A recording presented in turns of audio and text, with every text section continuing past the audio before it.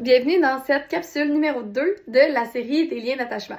Si tu sais pas c'est quoi les liens d'attachement, je t'invite à aller sur la première capsule que j'ai fait déjà et tu vas pouvoir comprendre c'est quoi vraiment un lien d'attachement. Dans la première capsule, je t'ai parlé de la clôture. Donc aujourd'hui, on va adresser le lien d'attachement anxieux ambivalent. Ce lien d'attachement-là, ce qu'il fait, c'est, par exemple, si on avait la clôture va être très serrée à certains moments et très lousse à certains autres moments. Ici, on va parler du lien d'attachement anxieux ambivalent. Donc, je vous rappelle que la qualité du lien d'attachement que vous avez eu de vos parents va affecter la qualité du lien d'attachement que vous allez avoir avec vos enfants. C'est pour ça que c'est important de guérir votre enfant intérieur, de guérir votre lien d'attachement avec vous-même, dans votre relation avec vous-même, afin de briser les cycles et d'arrêter de transmettre ce lien d'attachement, justement, qui est inconscient, qui nous apporte des comportements inconscients.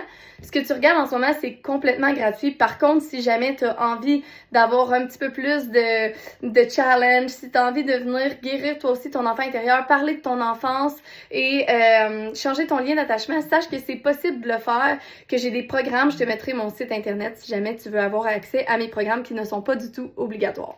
Donc, dans le lien attachement anxieux ambivalent, on a vraiment un parent qui marche sur des œufs. Donc, on a un parent qui marche sur des œufs, on a un parent qui parfois est très strict parce que ce sont des gros déclencheurs pour lui. Par exemple, de s'asseoir à table et le parent va mettre beaucoup de restrictions. On s'assoit, on mange avec la fourchette, on est comme à l'armée. Puis c'est parce que dans le fond, peut-être que lui, il a été obligé par ses parents à manger toute son assiette, à s'asseoir, puis pour lui, c'est vraiment important. Ce que ça te dit, là, c'est pas que ce parent-là, c'est un mauvais parent. C'est simplement que c'est important pour lui. Sauf que ce parent-là, souvent, il va aller mettre des limites trop strictes. Et ces limites strictes-là, il ne sera pas capable de les tenir. Donc, dans les journées où est-ce que ça va être plus difficile pour lui, où est-ce qu'il va avoir un peu la tête dans les nuages, ben là, son filet, qui est très serré à l'habitude parce que il veut absolument être dans le contrôle, il ressent une anxiété anticipatoire de ce qui peut arriver, les scénarios catastrophiques, c'est toutes des petits onglets du lien d'attachement anxieux ambivalent. Mais quand le parent pourra plus être comme ça parce qu'il va être épuisé, parce qu'il est fatigué, parce que peu importe quoi, ben là, il va pas respecter ce qu'il a dit. Et donc, là, il va laisser son enfant manger un peu n'importe comment, puis il va faire, ben fais donc qu'est-ce que tu veux, puis là, il va se retirer de la situation. Fait que l'enfant, là, ce que ça fait, c'est que ça va venir créer, je ne sais pas comment être autour de mon parent. Il y a des fois où est-ce qu'il m'oblige à manger assis avec ma cuillère, puis de faire X, Y, Z, puis de ne pas parler, par exemple, là, je vais vraiment dans l'extrême. Ou il y a des fois où est-ce que je peux mettre mes pieds sur la table, je peux danser sur ma chaise, puis c'est correct. Évidemment, je donne ce scénario-là, mais c'est juste parce que tu peux bien l'imager.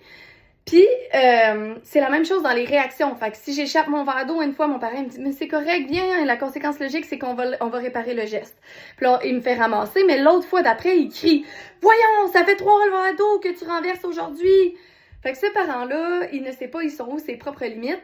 Puis, malheureusement, son lien d'attachement est affecté par la qualité de l'environnement. Fait que, par exemple, si dans la journée, il y a eu beaucoup de dégâts, puis là, tout d'un coup, on essaie de rendre un enfant propre, puis là, ça fonctionne pas, puis là, j'étais supposée rentrer, mais là, mettons, le garçon de ma collègue, il a la gastro, fait que là, je sais pas trop si aussi ici, on va l'avoir. Là, ça rajoute des stress, puis ce parent-là, il se régule pas, parce que ce qu'il veut, c'est tout contrôler. Fait que, OK, je suis capable d'en prendre, mais à un moment donné, il est plus capable, puis ça l'explose. Si tu te reconnais là-dedans, ben c'est souvent un lien d'attachement anxieux ambivalent. Dans ce lien d'attachement-là, ce qui est important, c'est du lâcher-prise. Donc, il va falloir vraiment aller travailler son lâcher-prise. C'est une des choses, quand on se reconnaît, de mettre en conscience que en ce moment, ben oui, j'ai un lien d'attachement anxieux ambivalent, je me sens pas en sécurité dans mon environnement parce que X, Y, Z, tous les facteurs extérieurs m'affectent. Et donc, j'ai de la misère à prendre sur moi. À un moment donné, c'est trop lourd et j'explose. Ce qu'on veut faire, c'est arrêter de prendre sur nous. On veut commencer par dresser une liste des choses qui sont importantes pour nous. Fait que nos valeurs fondamentales. On veut écrire une liste, par exemple, si tu as un enfant entre 0 et 5 ans, de à peu près 2 ou 3 règles. Donc, si on a des jeunes enfants, on va vraiment aller dresser les règles qui sont plus importantes pour nous. À table, on s'assoit on mange, quand on a terminé de manger, on apporte son assiette sur le lavabo et on se lave les mains. Ça va être la routine. On va créer ça, puis on va toujours l'appliquer à tous les jours. On va vraiment savoir que ça, c'est vraiment non négociable pour nous. Ensuite de ça, on va aller écrire c'est quoi qui est plus négociable pour nous, justement. C'est quoi qui est négociable? C'est quoi sur quoi, des fois, je suis ben trop sévère, puis je sais pas pourquoi je suis comme ça. Puis, qu'est-ce que ça vient réveiller en moi? C'est sûr que ça va demander un travail à l'intérieur de toi, parce que ça va te demander aussi de te demander comment tes parents réagissaient, toi, quand tu étais enfant. Qu'est-ce que ta mère elle te disait quand toi t'échappais ton verre d'eau? Puis qu'est-ce que ton père faisait quand toi t'avais des grosses émotions? Parce que je te rappelle que le lien d'attachement, c'est responsable de ta régulation émotionnelle. Donc si tu n'as pas eu un safe place, si tu n'as pas eu un lien d'attachement qui était sécuritaire, que tu as eu un lien d'attachement anxieux, ben, ce que tu vas reproduire, c'est ça. Ça va être ancré en toi. Ça va être ancré, mais ce que je veux te dire, c'est que tu n'as pas à te décourager. Il y a toujours une façon de se sortir de ça parce que la neuroplasticité nous a montré que les liens d'attachement sont toujours changeables. C'est toujours possible d'évoluer. Donc, tu vas commencer par faire cet exercice-là simple, puis je veux que pendant une semaine, tu appliques les choses qui sont non négociables pour toi, puis que tu laisses plus de latitude sur les choses qui sont négociables pour toi. Je veux aussi que tu écrives à chaque fois que tu es déclenché, qu'est-ce qui t'a déclenché. Si jamais tu veux venir communiquer avec moi, ça me ferait vraiment plaisir de venir te lire parce qu'il y a souvent des témoignages de parents qui réalisent que dans le fond, c'était juste une inquiétude, un scénario catastrophique qui s'était fait. Ouais, mais si je laisse ça, il va en prendre ça. Puis là, je peux pas y faire confiance qu'il prenne ça parce qu'il est trop petit. Mais des fois, ça suffit juste de faire le miroir, de dire j'ai peur parce que moi, on n'a pas eu confiance en moi et donc je n'ai pas confiance en mon enfant ou il n'est pas rendu là. Puis il faut ajuster nos attentes. Si j'avais un mot d'ordre aujourd'hui pour le lien d'attachement anxieux ambivalent, c'est laisse-toi de l'espace, mais aussi laisse de l'espace à ton enfant.